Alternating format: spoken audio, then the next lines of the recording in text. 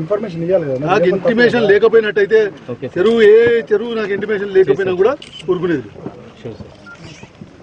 Local MLC కదా వారు, ఇదే కాన్స్టిట్యున్సీ కదా. తమాచా అనుకుంటున్నా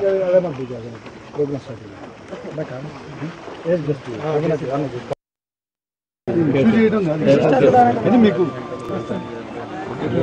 అండ్ ఇంకోటి కూడా చెప్తాను మీకు, తోడుకలు తీస్తా. ఫోన్ చేసినా మీరు నాకు, అంటున్నా. ఎమ్మెల్సీకి తోడయ్యారు ఆయన అనుచరులు. ఎమ్మెల్సీ వెంట ఉన్నారు కూడా. అధికారులపై ఫైర్ అయ్యారు. జీతం తీసుకోవడం లేదా అంటూ మాటల దాడి చేశారు.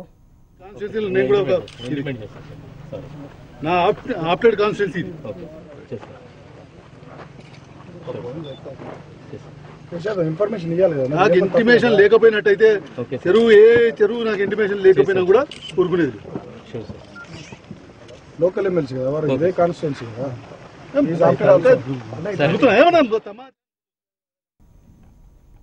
రైట్, దీనికి సంబంధించి మనతో మాట్లాడడానికి ఇరిగేషన్ సంఘం రాష్ట్ర అధ్యక్షులు మారుం జగదీశ్వర్ గారు ఫోన్ లైన్ లో ఉన్నారు. నమస్తే అండి జగదీశ్వర్ గారు. నమస్కారం మేడం. జగదీశ్వర్ గారు, చూస్తున్నాం హెచ్ఎంటీవీలో మీరు గంట నుంచి కూడా చూడొచ్చు, ఏకంగా ఒక ఎమ్మెల్సీ భానుప్రసాదరావు గారు అధికారిపై తోలు తీస్తా అంటూ తీవ్ర స్థాయిలో విమర్శిస్తున్న తీరు ఏ విధంగా చూడొచ్చు అంటారు? మొత్తం రాష్ట్ర ఇరిగేషన్ ఉద్యోగుల సంఘ జిల్లా అధ్యక్షునిగా మాట్లాడుతున్నా మేడం. నిజంగా ఇటువంటి శోచనీయం. ఇటువంటి మాటలు మాట్లాడడం ప్రజానాయకులుగా ఉండి, ఒక ఎమ్మెల్సీగా ఉండి, గౌరవప్రదంగా అతను కూడా గౌరవ వేతనంగా తీసుకుని లక్షల రూపాయలు తీసుకొని మమ్మల్ని ఉద్యోగులుగా ఇంత ఘోరంగా మాట్లాడడం మేము అందరం ఇరిగేషన్ ఉద్యోగులుగా ఖండిస్తున్నాం. ఇటువంటి మాటలను గతంలో కూడా కొందరు చేశారు. ఇదివరకు కూడా మేము ప్రెస్ మీట్ ఖండించినాం. తెలంగాణ ఉద్యమంలో మేము చాలా కీలకంగా నీటిపారుదల ఉద్యోగులను పోషించిన తరహా ఇప్పటికీ మరవలేనిది. అటువంటి ఉద్యోగుల మీద ఇంత భారం ఉన్న నిజంగా మిషన్ కాకతీయ అయినా, మిషన్ భగీరథ అయినా మా ఉద్యోగులు చాలా కష్టపడి పనిచేసిన ఇటువంటి మాటలు మాట్లాడడం భానుప్రకాష్ గారిని ఖండిస్తూ ఇటువంటి చేయకుండా ఉండాలని మేము కోరుతున్నాం మేడం. రైట్, అంటే మిషన్ కాకతీయ సంబంధించి మీరు చెప్పినట్లుగానే అధికారుల పనితీరు, లేకపోతే అది త్వరగా నడవడం లేదా లేట్ అవుతుందా, అదంతా ఒక ఎత్తు అయితే ఇక్కడ తనకు సమాచారం ఇవ్వలేదు అనేది ఆయన ఆగ్రహానికి కారణం. అయితే ఏ విషయంలో సమాచారం ఇవ్వలేదు, ఎవరైతే అధికారిని దూషిస్తున్నారో మీరు ఆయన కూడా స్క్రీన్ మీద చూడొచ్చు. మీరు అక్కడున్న అధికారులతో ఎవరితో కాంటాక్ట్ చేశారా, మాట్లాడడం జరిగిందా? అసలు ఎందుకు సమాచారం ఇవ్వకపోవడం వల్ల ఒక అధికారిపై తోలు తీస్తా అని ఒక ఎమ్మెల్సీ అనే పరిస్థితి వచ్చిందంటారు? మేడం, ఇక్కడ సమాచారం ఇవ్వకపోవడం ఉండదు. ఎందుకంటే అక్కడ ఉన్న మా ఏఈ అయినా, డిప్యూటీ అయినా, జేఈ అయినా, ఈ అయినా, అక్కడ ఉన్న స్థానిక ఎమ్మెల్యే గారిని కలిసిన తర్వాత అన్ని కార్యక్రమాలు వాళ్ళే రివ్యూ చేస్తుంటారు. చేసినా కానీ ఇటువంటి చాలా మట్టుకు మేము చూస్తున్నాం. ఈ ఇనాగ్రేషన్ పేరు మీద వీళ్ళని వాళ్ళని పని చేయకుండా వాళ్ళని ఇబ్బంది గురి చేస్తూ చాలా మంది నాకు ఇంజనీర్లు మాట్లాడారు. వాళ్ళ మీద అక్కడ ఉన్న లోకల్ ప్రభావం చూపించుకోవడానికి ఉద్యోగులను ప్రాణంగా పెట్టడం జరుగుతుంది మేడం. ఇది నిజంగా చాలా శోచనీయం. చాలా ఇంజనీర్ ఉద్యోగులుగా వాళ్ళు మీకు బయటకు చెప్పలేకపోతారు.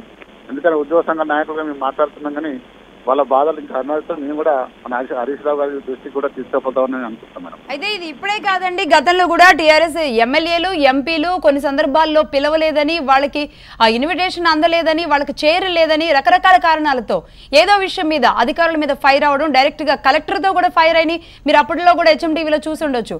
కలెక్టర్ మీద కూడా ఫైర్ అయిన సందర్భాలు ఉన్నాయి. బట్ ఎందుకు అధికారుల మధ్య లేదంటే రాజకీయ నేతల మధ్య ఎందుకు ఈ సమన్వయం కొరవడుతోందంటారు? ఇప్పుడు 31 జిల్లాలుగా ప్రెషర్ ఎక్కువ ఉంది మేడం మా ఉద్యోగులకు. కానీ ఎమ్మెల్యేలకు ఆల్రెడీ సమాచారం ఉంటుంది. ఎక్కువ ఎమ్మెల్యేలు ఇక కర్నూలు జిల్లాలో చూసుకుంటే ప్రతి వారికి ఇన్ఫర్మేషన్ ఇస్తున్నా కానీ వాళ్ళ రాజకీయ ప్రాబల్యం కొరకు ఆ ఇనాగ్రేషన్ పేరు మీద పిలవలేదని చెప్పడం. ఎందుకంటే ఆ ప్రోటోకాల్ విషయంలో చాలా గొడవలు వస్తున్నాయి మేడం.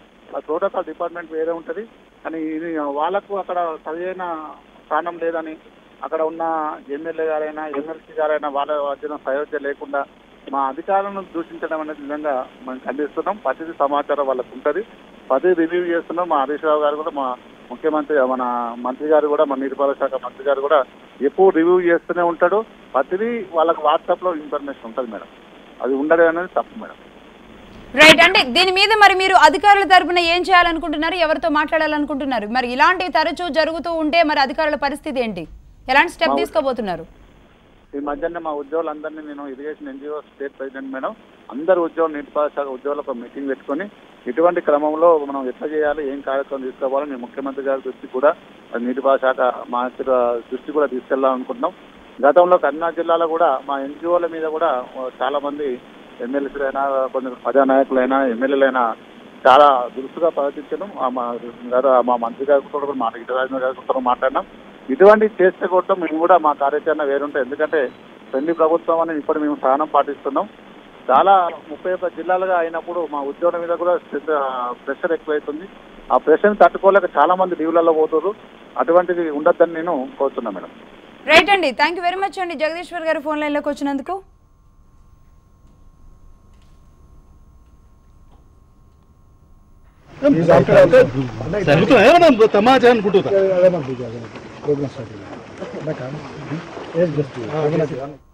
రైట్, దీనికి సంబంధించి కరీంనగర్ నుంచి మా రిపోర్టర్ గోపాలకృష్ణ మరిన్ని వివరాలు అందిస్తారు. గోపాలకృష్ణ, మనకు విజువల్స్ లో స్పష్టంగా కనబడుతోంది అక్కడ ఒక ఇష్యూ అయితే మొదలయ్యింది. బట్ కెమెరా ఆన్ అయినప్పుడే తోడ్క తీస్తా అని ఒక అధికారిని ఎమ్మెల్సీ భానుప్రసాదరావు అనడం కెమెరాలో రికార్డ్ అయింది. అయితే దీనికి ముందు అసలు ఏం జరిగింది, ఇంకా దుర్భాషలాడడం లాంటివి ఏమైనా జరిగాయా, అసలు ఏంటి గొడవ గల కారణాలు? లక్ష్మి, ముఖ్యంగా ఇక్కడ ప్రజాప్రతినిధులకు అధికారులకు చాలా రోజుల నుంచి ఒక గొడవ అయితే నడుస్తుంది. ముఖ్యంగా ప్రోటోకాల్ ఇష్యూ. ఈ ప్రోటోకాల్ ఇష్యూ అనేటువంటిది కరీంనగర్ ఉమ్మడి జిల్లా వ్యాప్తంగా మొత్తంగా ఉందని చెప్పాలి. ఆ నియోజకవర్గం ఈ నియోజకవర్గాన్ని తేడా లేకుండా పూర్తిగా అన్ని నియోజకవర్గాల్లో కూడా ఇదే పరిస్థితి. అధికారులు ప్రోటోకాల్ గా మాకు సమాచారం ఇవ్వడం లేదు. ఎవరైనా పైసాలు ఉన్నటువంటి సెంట్రల్ నుంచి వచ్చినట్టు మినిస్టర్లు వచ్చినప్పుడు కూడా సమాచారం ఇవ్వడం లేదు, కనీసం మర్యాద ఇవ్వడం లేదు. ఇలాంటి కారణాలతో గొడవలు పెట్టుకోవడం చాలా సార్లు కరీంనగర్ జిల్లాలో చూసాం. గతంలో బాలకృష్ణమనే కావచ్చు, రసమయ్య కావచ్చు, ఇప్పుడు భానుప్రసాదే కావచ్చు, ఇలా ఎవరైనా సరే అధికారులు అంటే బయటపడిన వాళ్ళు వీరచ్చు. బయటపడంటే ఇలా జరుగుతున్న సంఘటనలు, ఇంటర్నల్ గా జరుగుతున్న సంఘటనలు చాలా ఉన్నాయని చెప్పాలి. ఎందుకంటే ముఖ్యంగా జిల్లాలు విభజన తర్వాత సమస్య ఎక్కువైందని కూడా చెప్పొచ్చు. ముఖ్యంగా అభివృద్ధి పనుల విషయంలో కూడా సరైన నాణ్యతంగా పనిచేసే విషయంలో అధికారులు సహకరించడం లేదని వారిపై వీళ్ళు ఆరోపణ చేయడం, వీరిపై వాళ్ళు ఆరోపణ చేయడం ఇలాంటివి జరుగుతూనే ఉన్నాయి. కానీ ఈ ప్రోటోకాల్ ఇష్యూస్కి వచ్చేసరికి మాత్రం ప్రజాప్రతినిధులు చాలా సీరియస్ గా తీసుకుంటున్నారు. ఖచ్చితంగా సమాచారం ఇవ్వాల్సిన అధికారులు ఇవ్వడం లేదు కాబట్టి ఇలాంటి కానీ దూషించడానికి కూడా వాళ్ళ కోపాన్ని ఆపుకోలేక కూడా అందరిలోనే దూషిస్తున్న పరిస్థితి బయటపడుతూనే ఉంది. ఈ వ్యవస్థ పూర్తిగా దీన్నైతే సీఎం పేషికి కూడా ఈ వ్యవహారం చేరే అవకాశం అయితే ఉంది. ఇప్పటికే హరీష్ రావు కూడా సమాచారం ఇచ్చారని ఉద్యోగ సంఘాలు కూడా చెప్తున్నారు. సీఎం పేషీలో సైతం మేము ఫిర్యాదు చేస్తాం, ప్రజాప్రతినిధుల నుంచి మాకు కనీస గౌరవం కావాల్సింది అని అధికారులు చెప్తున్నారు. అయితే అధికారులు సరైన పని చేసిన తర్వాత, సరైన సమాచారం ఇచ్చిన తర్వాత మాటలు అనాల్సిన అవసరం ఏంటని ఇటు ప్రజాప్రతినిధులు కూడా అంటున్న పరిస్థితి ఉంది. అయితే గోపాలకృష్ణ, ప్రజలకు ఏదైనా సమస్య వస్తే ఆ సమస్య పరిష్కారానికి అధికారులు నిర్లక్ష్యం చేస్తే దానికి సంబంధించి అధికారుల్ని నిలదీయొచ్చు. కానీ దుర్భాషలాడడం, తప్పు పదాలు, వాడకూడని పదాలు వాడడానికి ఎవరికీ అర్హత ఉండదు. కానీ ఇక్కడ దుర్భాషలాడుతున్నారు. ఏంటి, ప్రోటోకాల్ విషయంలో తమకి ఆ మర్యాద దక్కని విషయంలో అధికారులతో రాజకీయ నాయకులు పోట్లాడడాన్ని అసలు ఏ విధంగా చూడాలి? మరి ఇప్పటి వరకు గతంలో కూడా మనం అనుకున్నట్లుగానే బాల్కసుమన్ కానివ్వండి, రసమయ్య కానివ్వండి, కుర్చీల విషయంలో కానివ్వండి, వాళ్ళకి ఇన్విటేషన్లు పంపించలేదన్న విషయంలో కానివ్వండి, వరుసగా జరుగుతున్నా సరే పై రాజకీయ నాయకులు, పై నేతలు, డైరెక్ట్ గా చెప్పాలంటే కేసీఆర్ లాంటి వాళ్ళు ఎందుకు ఇప్పటి వరకు ఎంటర్ అవ్వలేదు?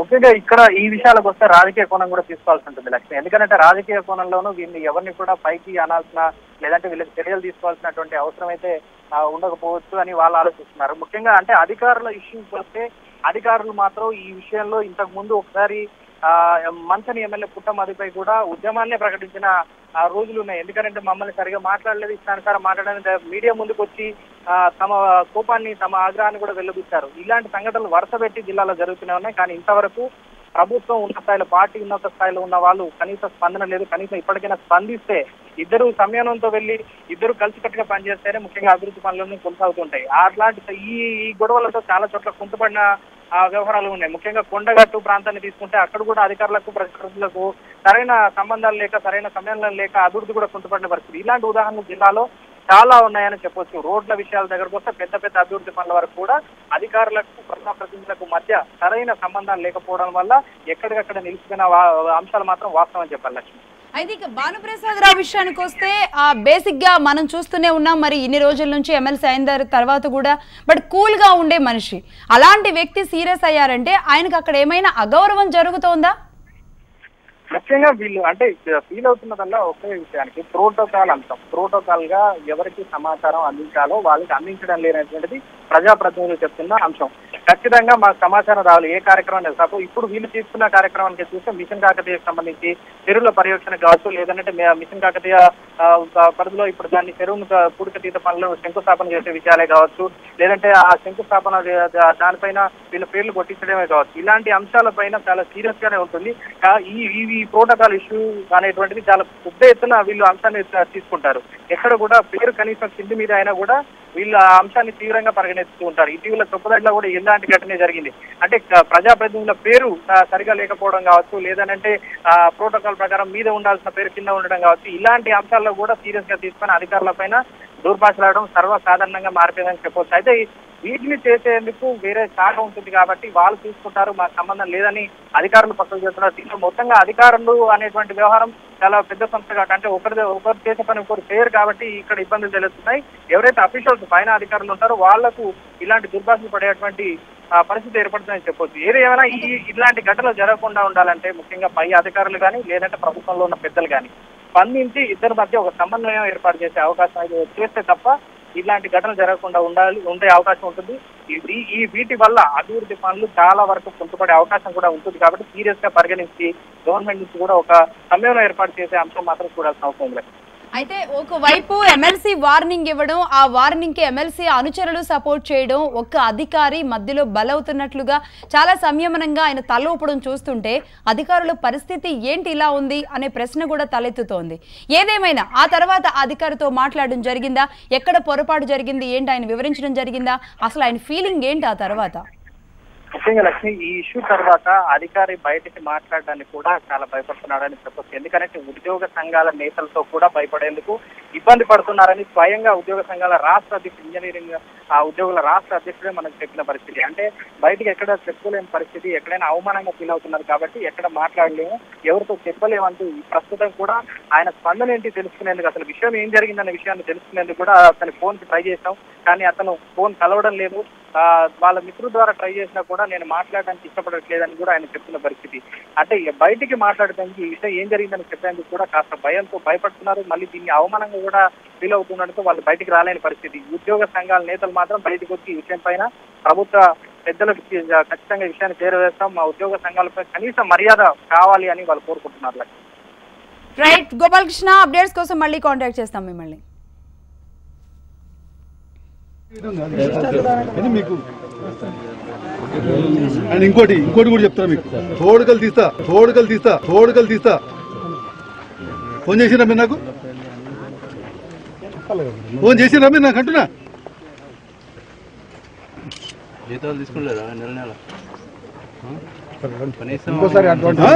మిషన్ కాకతీయ ఏదన్నా చెరువు కనుక నాకు తెలియకుండా ఈ కాన్స్టిట్యూన్సీలో నేను కూడా ఒక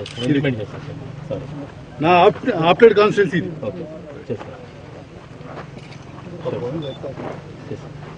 ఇన్ఫర్మేషన్ ఇవ్వాలి కదా. నాకు ఇంటిమేషన్ లేకపోయినట్టయితే చెరువు నాకు ఇంటిమేషన్ లేకపోయినా కూడా ఊరుకునేది.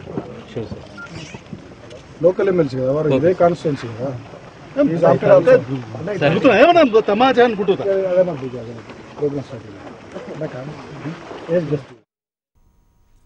రైట్.